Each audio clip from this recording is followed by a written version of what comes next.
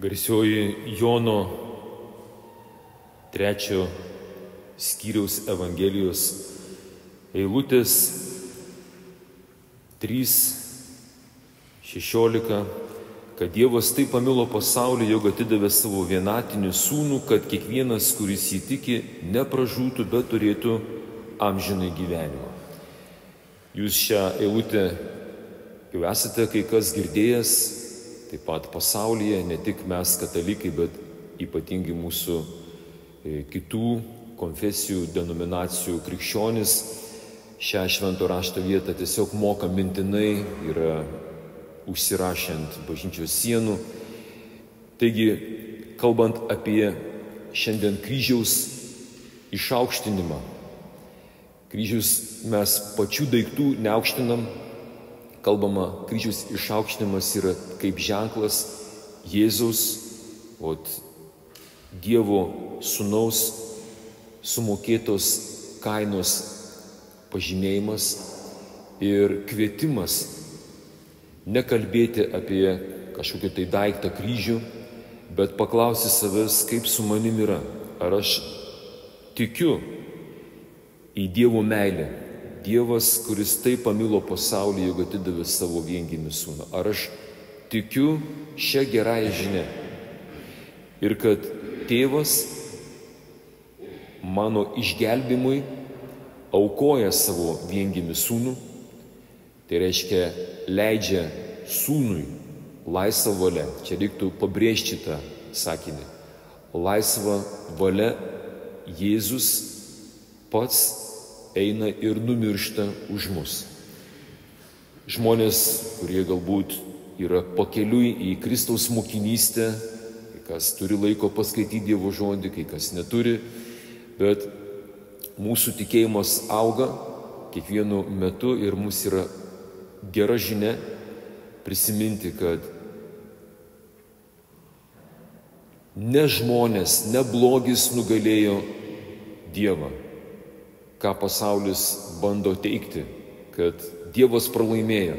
Kažkas bando dėti tuos visokius rytietiškus ženkliukus, visokie ten, kaip ten, net nežinau kaip jie vadinasi, tokie rutuliukai, kur ir tamsus lašelis, ir baltas lašelis, jie harmonijoje.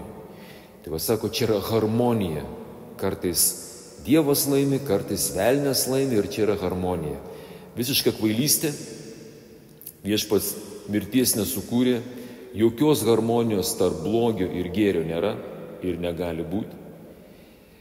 Ir čia labai aiškiai yra pasakyta viešpats laisva valia. Jis, kadangi būdamas mūsų gyvenimo autorius ir architektas, sudaro galimybės. Kai mes žmonės, būdami laisvi, noriu pabrėžti tą žodelį, būdami laisvi, nes Dievas, kuris yra meilė, dovanoja laisvę, būdami laisvi pasirinkti, ar klausysime visagalio mūsų kūrėjo tėvo, ar gyvensime savo galvą. Žmonijos sukūrimo pradžioje, jūs istoriją galite pasiskaityti pradžios knygą, žmogus vis dėlto paklausė velnio melo. Priminsiu, kad demonai, tas pats velnias, tai yra kūrinys, tai yra dvasinė būtybė, gauna angelo marškinėlius, su žodžiu angelios pasiuntinys, kadangi buvo atsakingas Dievo kūryboje už šviesą, šviesos angelas. Jisai pasipriešinęs dangiškajam tėvui, nes mūsų dangiškas tėvas yra tėvas ir tiem visiems angelam, tom dvasiniam būtybėm, jisai sukyla prieš viešpaties meilę, tvarką ir bando įkasti Dievui. Dievui, kuris savo atvaizdą, tai yra žmogų, patalpina laike ir erdvėje ir, kaip jau minėjau, dovanoja laisvę. Žmogus neišlaiko egzamino, patikėjo velnio melu, pasekmes jūs jaučiate puikiausiai ant savo kūno, ligos, chaosas, virusas, mano prote, psichikoje, dvasioje, kur tik tai norite, niekaip neišsprendžiamės tos problemos, norėjau kaip geriau gavos kaip visada, lipam ant tų pačių, ko ten tik norit pasakyti, grėblių ir duobių krentam ir galo nėra. Viešpas leido savo meilės dėka, dovanodamos laisvę, gyventi kaip mums patinka. Tačiau yra tam tikros ribos, matydamas, kad žmogus pats negali savęs, kaip tas Münchhausenas, už plaukų ištraukti iš liūno, ateina į mūsų vietą ir už mus užmoka kainą. Jis, kuris duoda žmonijai žaidimo taisyklės, vienintelis tų taisyklių ir laikosi. Kadangi Dievo tvarkoje yra tokia eilutė, už nuodėmę yra mirtis, kažkas darydamas nuodėmės, tas kažkas, tai nežinau ar jūs, bet aš tai tikrai, už mano nuodėmės kažkas turi mokėti kainą. Nėra nuodėmės, va tokia, čia taip visi darė. Niekas nematė, susitarsim, nesusitarsim. Ir šis kryžiaus pagerbimas, dar kitaip išaukštinimo šventė, tai yra mums priminimas. Kiekvieną kartą, kai norėsi vėl kartą dar sykį padaryti nuodėmę, pažvelk į kryžių. Ir žinau, kad darydamas nuodėmę, Dievas, meilė, už tave moka kainą, kad tu nepražūtum amžinai. Šis pasakojimas, Jono 3 skyrius 13-17 eilutė, kuri prasideda pokalbiu tarp Jėzaus ir Nikodemo, žydų rabinų didžiūnų. Pokalbio kontekstas yra tai, kad tas žydų didžiūnas, rabinas, jis nesupranta, kaip gali žmogus atgimti iš naujo. Ir Jėzus jam, remdamasi to žydų didžiūno žiniomis, kad jisai galėtų suprasti, cituoja Senąjį testamentą ir primena, kad niekas nebuvo pakilęs į dangų kaip tik žmogaus sūnus, kuris nužengė iš dangaus. Ir kaip Mozė dykumoje iškėlė žaltį, taip turi būti iškeltas ir žmogaus sūnus, kad kiekvienas, kuris jį tiki, turėtų amžinai gyvenimą. Čia istorija yra apie tai, kad žydų tauta, kas neskaitėt Senojo testamento, priminsiu, irgi Dievo malonės dėka eina į pažadėtą žemę, labai simboliškai eina į amžinai gyvenimą, tai būtų galima išversti į mūsų kalbą. Ir jie tuos 40 metų bamba, kaip jau minėjau, žmogus turi tą vergišką virusą, jam vis blogai ir blogai. Ir už tai, kad nedėkojo Dievui, bet pastoviai bambėjo, Dievas leidžia jiems drausminančią priemonę. Tai buvo tokios dykumos gyvatės, kurių įkandimai baisiai skausmingi ir, aišku, daug žydų mirė. Supratę, kad prisišnekėjo žmonės, prašė Mozės, o Mozė tai buvo jų vadas, kuris vedė juos į pažadėtą žemę, sako, būk geras, užtark mumis. Ir tada Mozė meldžiasi ir Dievas jam duoda tokį patarimą, žinodamas, kad šis darbas, kurį Mozė padarys, bus cituojamas paties Dievo naujaisiais laikais. Pasako, ant kartės iškelk nukaltą varinį žaltį. Ir žmonės, kurie, kaip jau klausėmės iš Skaičių knygos 21 skyrius 4-9 eilutės, kad tie, kurie pažeisti nuodėmės, pažeisti mirties, kuriems įkando toji gyvatė, jie pažvelgs į tą iškeltą varinį žaltį, jie liks gyvi. Taip ir atsitiko. Galim šnekėti, galim filosofuoti, kaip tik norit, tie žmonės liko gyvi, tai faktas.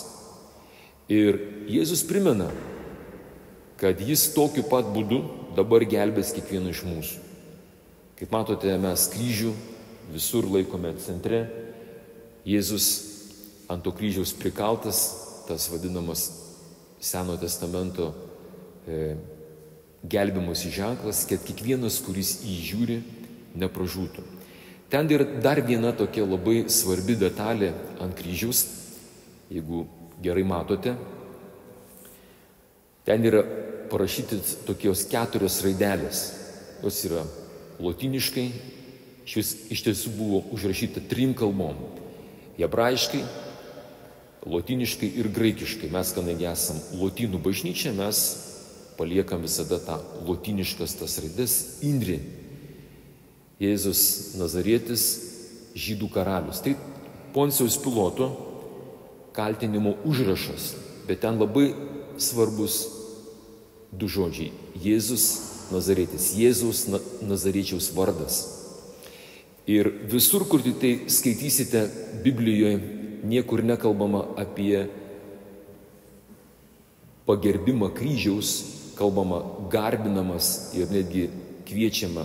Mes garbinam ir aukštinam viešpaties Jėzaus Kristaus vardą. Ne kryžių, bet vardą. Deja, atsitinka taip, kad šiandien pamatysite daug kur bažnyčiose. Kryžius yra, netgi Jėzų nukryžiuotojai kaba, bet vardo nėra. Kame reikalas?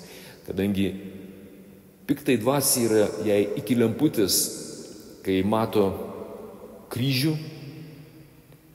be Jėzus Kristaus vardą. Kadangi, žinote, kai Jėzų nukryžiavo, šalia jo buvo irgi dar 2 kryžiai. Tokie pat. Ten buvo 2 plėšikai. Ir tik tai Jėzus Kristaus vardas parodo, kad tas kryžius su Jėzus Kristaus vardu yra tas, apie kurį kalbam, per Jėzaus kryžius, ne per plėšikų, bet Jėzaus kryžius mus kaip ženklas gelbsti. Turi minty, yra rodiklė, kad mes nebijotumėm kryžiaus. Tuo tarpu, jeigu jūs nuimat vardą, kaba plėšikas.